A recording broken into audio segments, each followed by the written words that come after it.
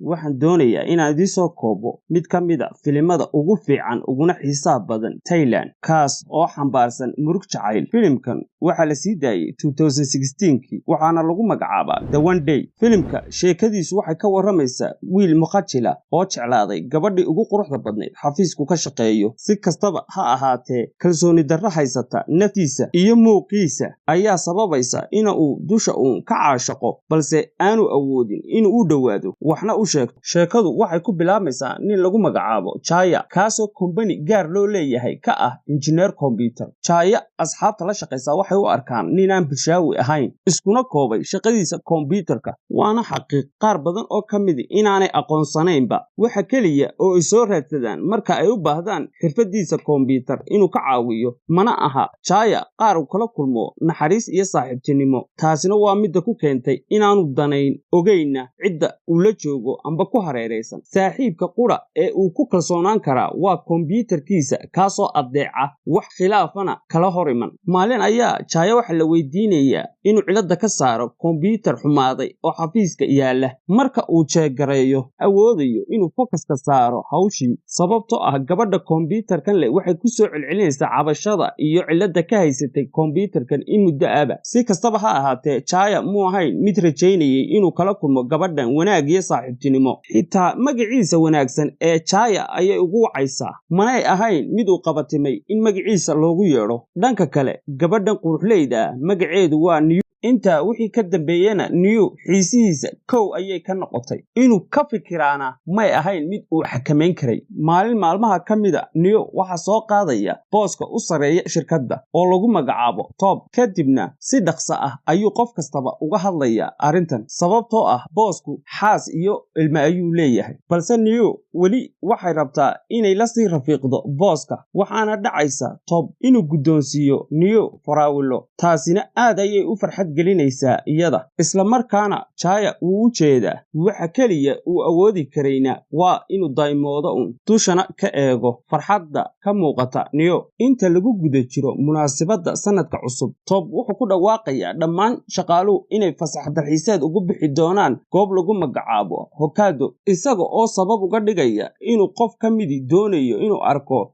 xalfad barafeedka halkaa ka dhacaysa. Haddaba Chaya isagu wuu garanayaa qofkan la isweydiinaya inuu New tahay, sababtoo ah farxadda badan ee New muujisay marka uu Top ku dhawaaqay bixitaankan. Sheeko dheer ugu dambeyntii waxay soo gaadheen Hokkaido. Qof kastaana waqtigiisa raaxo ayuu ku qaadanayay iyo farxad, si la mida Top iyo New. Isla markaana Chaya kaliya farxaddooda dusha ayuunbu ka daymoonay. Marka ay New ka codsato amba ku marti qaado goob gaara Top inay isla aadaan, wuu ka diidayaa sababtoo ah shaqaalihiisa badan ee goobta ku sugan.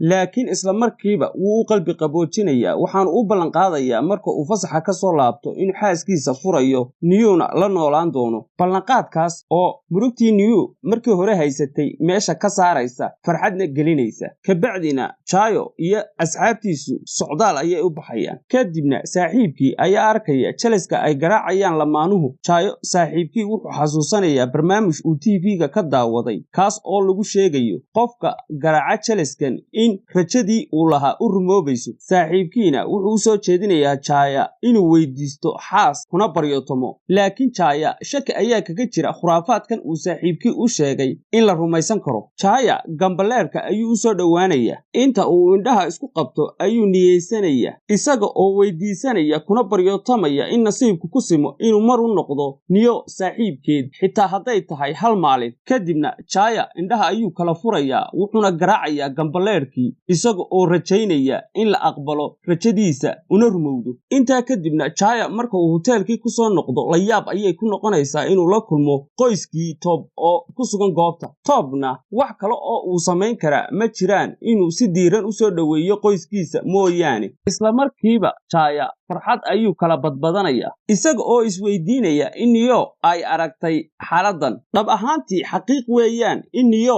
isla daqiiqada ay dabaqa sare ka soo fiirsanayso dhacdadan, si niyad ku jirana indhaheeda ugu jeedo. Isla markaana waxay ku soo idlaanaysaa in dhammaantood si wada jira u aadaan munaasabadda barafka Leon la'aanteed, halka Leon iyadoo ka been sheegaysa qarinaysana qalbijabkeeda ay ku marmarsoonayso inay xanuunsanayso. Kadibna kadibna marka ay ku soo laabtaan hoteelkii, Gio wuxuu raadinayaa Neo balse wuu waayayaa gebi ahaanteedba. Haddana si degdega ayuu Chaya u maqlayaa qof salaamaya kana codsanaya Neo inay ku fadhiisato miiska halkaas ay ku sugan yihiin qoyska Top. Laakiin Chaya ayaa kursigii si degdega ugu fadhiisanaya isagoo diidan Neo inay ku fadhiisato, isaga oo iska indhatiraya gebi ahaanteedba sida xanaaqa daran ah ee uu Top u soo fiirinayo, isaga oo iska sii wadanaya cunto cunistiisii. Intaa kadibna Top xaaskiisii ayaa odhanaysa sababta i keentay ula kulmayo Top waa inuu ii kaxeeyo dalxiis Tokyo ah si aan ugu soo dabaal degno arrin. Isla daqiiqadiiba Top iyo intii goobta ku sugnayd ayaa si shaki leh isku fiirinaya iyagoo isweydiinaya waxa ay xaas u jeedo. Kadibna xaaskiisii ayaa si farxad ku jirto ugu dhawaaqaysa inay uur u leedahay. Sidaaday Neo u maqasho way xanaaqaysaa, miiskii cuntadana iyadoon waxba cunin ayay ka tegaysaa. Chaya ayaa ka daba tegaya balse weli arrinkiisu waa inuu dusha uun ka daymoodo. Subaxiina qof kaste wuxuu u diyaar garoobayaa sidii dib loogu ambabixi lahaa loona aadi lahaa xaafadii. Chaya wuxuu arkayaa Top iyo qoyskiisii oo gaadhigooda gaarka raacaya una ambabaxaya vacationkooda gaarka ah. Chaya oo la muuqi Neo meelna aan ku sheegin ayaa ugu dambayntii go'aansanaya inuu baaqdo oo uu ka raadiyo Neo hoteelka. Marka uu arko Neo wuu daba raacaya. Si kastoo u adagtay xaaladda ay ku sugantay, Neo wuxuu jeclaysanayaa inuu dejiyo qalbigana u qaboojiyo. Gebi ahaanna wuxuu iska xoorayaa murugtiisa u gaarka ah isaga oo daba kacaya Neo. Intaa kadib iyadoo lagu guda jiro ciyaarta barafka lagu dul ordo ee la yiraahdo skiil, Chaya wuxuu arkayaa in ciyaarta Neo si dhaqso leh ugu ordayso iyada oo si fudud uga boodaysa meelo sare. Hubaashiina Chaya kuma wanaagsana ciyaartan balse inta karaankiisa wuxuu isku dayayaa inuu gaadho Neo. Ugu dambaynse way ka muuq baxsanaysaa iyada oo ka libdhaysa. Kadibna wuxuu ka codsanayaa officeriskii meesha joogay inay raadiyaan Neo. Marka la helana Chaya aad ayuu uga murugoonayaa xaaladdeeda, balse nasiib wanaag dhakhtarka ayaa u xaqiijinaya inaan wax dhibaato ah jirin, caafimaadkeeduna fiican yahay. Waxaan waxba ahayna Neo ayaa soo miiraamaysa laakiinse ma aqoonsanayso qof kaste xitaa Chaya. Kadibna dhakhtarka ayaa u sharxaya in Neo ay ku sugan tahay xaalad maskaxdeedu hakad gashay balse ay beritoole wax kastaba xasuusan doonto. Si kastaba ha ahaatee Neo ma xasuusan doonto waxa dhacaya maalintii ku xigtay. Intaa kadib Neo oo weli fahansanayn waxa dhacaya ayaa waxay isku dayday inay aqbasho informationka uu Chaya siiyey. Kadibna Chaya wuxuu u sheegayaa inay ku guuleysteen abaalmarin uu kombanigoodu bixiyey oo ah dalxiis ay ku tagaan Japan, isla markaana isagoo tusaya sawiro. Laakiinse Neo ma aqoonsan karto qof kasta oo sawirka ku jiray, xitaa Top. Neo way naxaysaa marka uu Chaya u sheego qof kasta oo ka mid ahaa inuu ku noqday Thailand, labadooda mooyaane. Chaya laftarkiisa oo dawaqsan ayaa u sheegaya Neo inay laba qof oo wada sheekaysta oo saaxiiba ahaayeen. Neo ama kaag ayaa ku dhacaya markay maqasho odhaahdiisa, sababtoo ah intay ka xasuusato waxay isku ogeed qof single ah oon sheekaysan. Kadibna waxay hooyadeed ka wacaysaa moobilka Chaya, laakiin nasiib darro hooyadeed weligeed may arag muuqaalka Top. Chayana waxa ka go'an inuu lamaanaha Neo noqdo xitaa hadday hal maalin tahay. Intaa kadibna waxay sugayeen baska si ay ugu noqdaan hoteelkii. Intii socod lugta ah ay ku jireen, Chaya wuxuu isku dayay inuu farxad geliyo Neo, laakiin si kastaba ha ahaatee Neo way cadho gelinaysaa siduu u dhaqmayo, gaar ahaan marka Chaya uu ka jabayo shay dukaanka yaala. Waxay muujinaysaa weji cadho leh iyada oo qiraysa inay aad ugu adag tahay xaqiiqda ah inay wajahdo xidhiirka ay la leedahay Chaya. Kadibna Chaya isaga oo dawaqsan bilaa taxadirna ah ayuu ka gudbayaa wadada, gaadhi ayaana jiiraya. Markuu dhowr mili ka bacdi soo miiraamana Neo waxay u qaadaysaa restaurantka la yiraahdo Sashi. Restaurantka cuntada inta ay joogaan, Neo cadhadeedii ayaa hoos u dhacaysa markay aragto wejiga dhibaataysan ee ka muuqda Chaya isagoo cunaya cuntada u dalabtay. Xidhiirkoodina mid soo ficnaanaya ayuu noqonaya, waxaana Neo damcaysaa inay labadoodu isla aadaan goobta barafka lagu ciyaaro. Maqalka uu maqlo Chaya farxad ayuu kala badbadanaya, isla markaa Neo aad ayay u dhool cadaynaysaa. Inta ay sii socdaan, garabka Chaya ayay ku gam'aysaa, waxaanu ka ilaalinayaa wejigeeda inuu cadceedda ku dhaco. Daqiiqadaha Chaya wuxuu dareemayaa sidii oo jannada ifka loogu soo saaray, isla markaana Neo waxay aad ula kula dhacaysaa maadaama uu Chaya aqoon badan iyada u leeyahay. Laakiinse waxa iyada aad u la yaab gelinaya wuxuu u awoodi la'yahay Chaya inuu wejigeeda iyo indhaheeda eego. Ugu dambayntiina waxay ku xujaynaysaa inay iswajahaan oo midba midka kale weji ka weji u eego. Chayana wuxuu naftiisa ku qasbayaa in si tartiiba uu indhaheeda u eego. Waqti xaadirkaana farxaddoodu waxay u muuqatay sidii ay iyagu dunida leeyihiinba. Niyo waxay la yaabaysaa sida ay ku jeclaatay qof Chaya oo kale ah. Chayana wuxuu u sharxayaa inuu jacaylku ku bilaabmay tan iyo maalintii uu kombiyuutarka u hagaajiyey. Sidoo kale wuxuu u sharxayaa xirfadihiisa aqooneed iyo midda shakhsiyadeed, waxaana u sheegayaa in uu si qarsoon u jeclaa. Haddaba sidaadu subaxii u soo kaco wuxuu u samaynayaa inuu u diyaariyo meel baakina oo gaara Niyo, balse muu ahayn mid ku eeg intaasoo qudha ee habeen kasta xilli dambe ayuu soo hoyan jiray. Waxaanu ku habsaami jiray miiska shaqada ee Niyo inuu u hagaajiyo, kaas oo ahaa mid mar kaste isku qasan. Chaya waxa uu xusayaa wax kasta oo uu qabtay Niyo inaanay hayn qaar weligii dareemay amba ogaaday, maxaa yeelay si kalgacal iyo wanaaga ayuu u qabanayay. Marka ay maqasho Niyo waxay odhanaysaa waxyaabaha uu Chaya iyada u sameeyey inay yihiin wax la yaab leh, isla markaana xaqiiq ahaan waxyaabahan uu sameeyey Chaya iyada qalbigeeda aad ayay u taabanayaan waanay dareen gelinayaan. Isla fiidkiina Tokyo ayay aadayaan si ay uga qayb galaan ciyaarta barafka. Runtiina aad ayay ugu faraxsan tahay inay aado ciyaarta barafka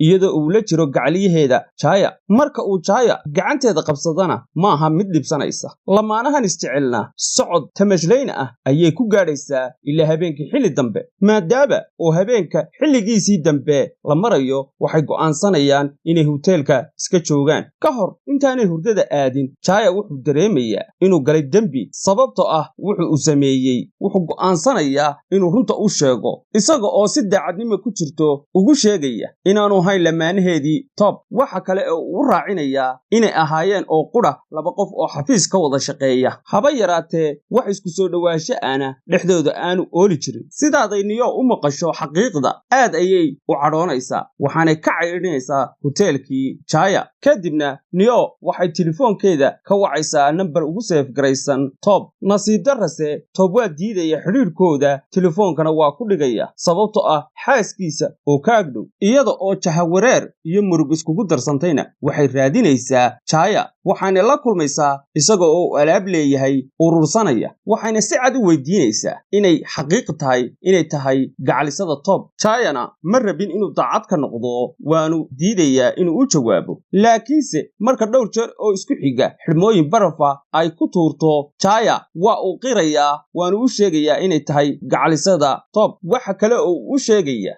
xaaladdan caafimaad darro ay ku sugan tahay inaanay ahayn mid accidental ah, balse ay rabtay inay isdisho oo nafta isdhaafsiiso sababtoo ah qaracan iyo qalbijab kaga yimi xidhiidhka Top. Taasina Niyo shoog bay ku noqonaysaa, waxayna gelaysaa xaalad murugeed iyada oo ku ooyaysa gacmaha Chaya. Intaa kadib markay xaaladdeedu normal ku soo noqoto, waxay weydiinaysaa Chaya sababtuu beenta ugu sheegay. Chayana wuxuu uga warramayaa xaqiiqda ah inuu aaminay in ducadiisii ahayd gambaleerka uu garaacay laga aqbalay iyo codsigii uu dalbaday Niyo jacaylkeeda. Markaas oo Niyo ku sugnayd xaalad caafimaad darro oo ka soo gaadhay shilkii. Kabacdina Niyo waxay weydiinaysaa Chaya waxay ahmiyad samaynayso inay maalin lamaanihiisa noqoto. Wuxuuna u sheegayaa maalintan qudha ee uu la wadaagay xidhiidhka lamaane iyada inaanu weligii iloobi doonin. Inkastuu isagu ka xun yahay inaanay iyadu xasuusan karin wixii dhex maray maalinta xaaladdeeda caafimaad awgeed. Iyada oo kaftamaysa,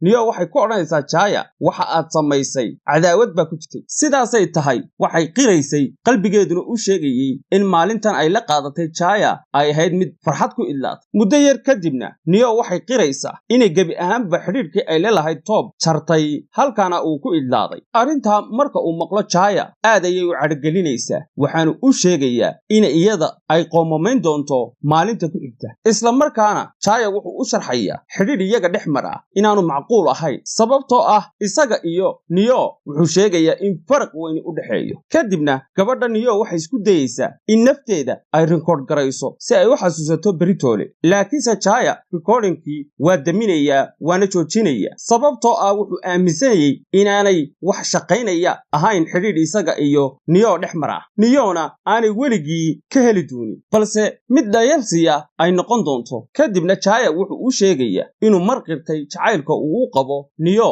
balse taasi ay cabsi ku reebtay Neona ma aha mid dan kale taas balse waxay ku adkaysanaysaa oo weydiinaysaa Chayo inuu beritoole xasuusiyo maanta waxa dhacay kadibna Chaya isagoo ka cagajiidaya ayuu ku raacayaa arrinkaas dhamaadka filimkana waxaad arkaysaa Neo oo hurdo ka soo kacday oo dawaqsan kadibna intay xamaanteedii urursato u baxaysa Thailand kaligeed kadibna intay shaqada ku jirto waxay fiirsanaysaa sawiraan ku jira foonkeeda shock iyo ama kaag baanay ku noqonaysaa markay aragto video muuqaalkiisuna uu yahay iyada oo waqtigeeda ku qaadanaysa ciyaartii barafka laakiinse Chaya wuxuu sameeyay markii horeba fiidiyoyadii uu isagu ku jiray amba ka muuqday wuu delete gareeyay dhammaantood waxa uu quru u reebay hal fiidiyo oo iyada ah si ay xasuus ugu noqoto dareenka farxadeed ee ka muuqday Neo fiidiyogaasna waxa uu muujinayay in farxadeedii ugu sareysay ay ku jirto lana qaadanayso waqti qof iyada jecel nasiib xumase gabi ahaanba ma xasuusato qofka iyada la jiray ciduu ahaa gabagabada filimkuna waxay noqonaysaa dhinac iyada oo farxadeedii ugu sareysay ku jirta fiidiyoga ay aragtay balse ay ka qoomamoonayso inay xasuusan kari weydo qofka iyada farxadda siiyay fadlan daawade hadiiba aad daawatay fiidiyogan waxaa tahay asxaabtayada waxaan ka codsanaynaa inaad subscribe channelka saarto si aad u hesho fiidiyoyo kale